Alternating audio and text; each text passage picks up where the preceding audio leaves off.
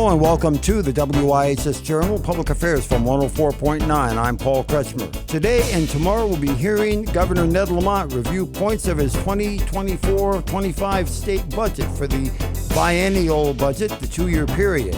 Special thanks to State House of Representatives, which on a strongly bipartisan basis passed the budget. I think it was strongly bipartisan because they think it's a good budget. They got it done on time. It's an honestly balanced budget, no gimmicks. Honors the fiscal guardrails established by the legislature. It's a budget that I think is really focused on growth and opportunity. And I'm very hopeful that you'll see the state Senate over the next 5 or 6 hours follow course. And we have a lot to be proud of compared to where we've been in many a year. You know, I start off with the Appropriations Committee. On both sides of the aisle, the chairman and ranking members, they stood up, they put in place a budget that honored the rules of the road we set for ourselves. I'm not the only guy in this building that has to sometimes say no. I really appreciate the investments they made. We were pretty tight in that first year under the spending gap in terms of the proposals we had made, but there was a little bit of room to help out in terms of the operating surplus. And in year two, we had given legislature a lot more room under the spending cap. And working with the Appropriations Committee, the focus of those investments in this coming biennium budget is all about opportunity and growth. And by that I mean I got to make sure we have the best trained, most productive workforce in the world and getting people back to work. And economic growth is a reason we're able to cut taxes and continue to make investments in our key priorities. That's why daycare and childcare was so important to me and so important, I think, on both sides of the aisle in the legislature, allowing more moms and dads to get back to work and giving kids the very best opportunity in life. I hear from teachers every day. They can tell those kids that have been in a really good, high-quality daycare. You know, working with our education chairman, we've got continuing our investment in K-12 education, not just continuing it, but accelerating the ECS funding we've got there, making sure that we continue to have, the best trained workers in the world. That starts with a really strong basic education.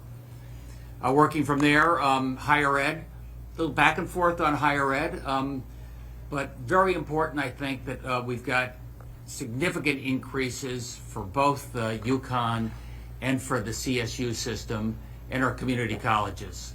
More in the first year than the second year. That'll be under some discussion, but we also got to continue to make the reforms we need to make sure our higher ed works in this contemporary day and age where we have some declining population. A big piece of what we're doing in higher ed, and particularly the community college system, is coupling that with workforce. We still have 100,000 jobs we can't fill. Best opportunity I have to lift everybody up as a state, leave nobody behind regardless of zip code. That means we're providing you workforce training at no cost to you, with daycare, with rent relief, with transportation support. I want to make sure that anybody with the who wants to step up in life and get that better opportunity, we're going to make that easier for you. This is a unique time to be able to do that. Not-for-profits, we made a big start there. Obviously, I'm hearing from the people outside, not enough, but probably everybody comes into me and says we got to make up for 30 years of being shortchanged, given the boom and bust cycle of what's going on in this building. We've been able to increase funding for our not-for-profits, like higher ed and ECS, for 5 straight years, and we're making significant investment for the not-for-profits in general and for the group homes in particular, which I think are the folks that take care of the most vulnerable in our society. Hats off to the Appropriations Committee for what they did.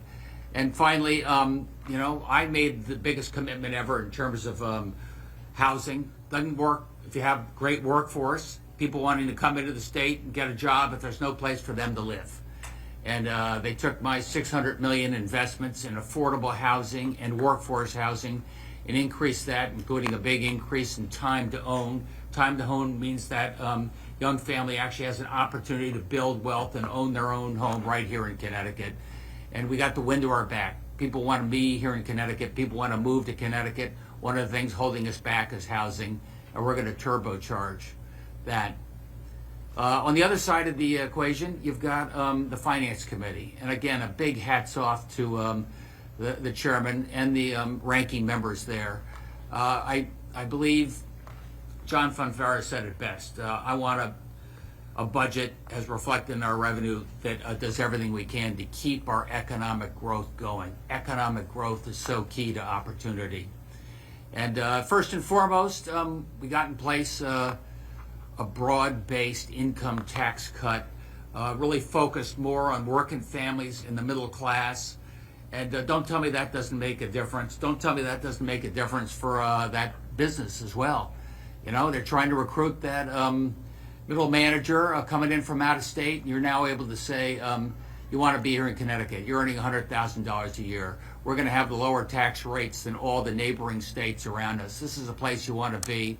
By the way, your kids don't have to go to private school. We've got a great K through 12 education. These are part of the selling points that I have to make, and all of our business leaders have to make when we try and recruit and attract and keep folks here in the state of Connecticut. And John Fonfara really understood that loud and clear. Maria Horn, over in finance as well, really making a focus on our seniors. I maybe want to do a little more on small business, but what they've done now, make sure that seniors earning over $100,000 is no longer a cliff when they you don't have to pay income tax on your 401ks and pension up to $100,000. Then there was a cliff. No longer. That's going to ramp down gently to $150,000. That means that'll be a significant tax cut for seniors, not only up to $100,000 in income, but up to $150,000 in income. So Florida's a great place. You may like the sunshine in January, but you don't have to go there for taxes because we are very competitive on those fronts right now.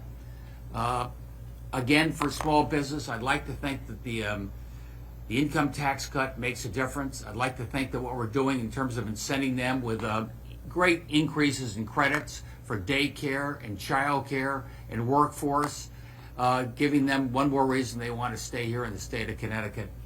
So I think those are the reasons that the House overwhelmingly supported our budget last night, and I'm very hopeful you'll see the same in the state Senate, an on-time, honestly balanced, bipartisan budget that keeps our positive momentum going for the foreseeable future. I thought the pass-through entity tax would have been very helpful for our small businesses, the so-called LLCs. I insisted if they're not going to do that, that money's going to go to a tax cut. So a lot of that went to help out folks on pensions over and above $100,000. So that was the trade-off we made. But I think for small business, first and foremost, for 5 years in a row, they've got fiscal certainty. They know what this budget looked like for the last 4 years. We've honored that. We've balanced the budget. We've had surpluses. I think they have a high degree of confidence where our budget's going to be 2 years from now and beyond. That's really important. I come out of small business, being able to predict what that's going to be. And then I went on to say some of the other advantages we got in terms of workforce and credits. As you probably know, we've frozen any potential increase in the diesel tax. Not potential, there was a scheduled increase supposed to come up in a few weeks. That's not going to happen. We're holding the line there.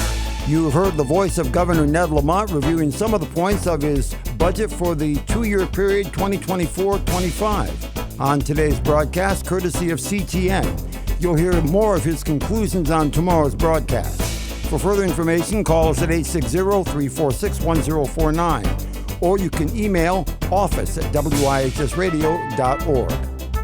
The opinions expressed are those of the participants, not necessarily those of the staff or management of this station. I'm Paul Kretschmer for the WIHS Journal, Public Affairs from 104.9 WIHS.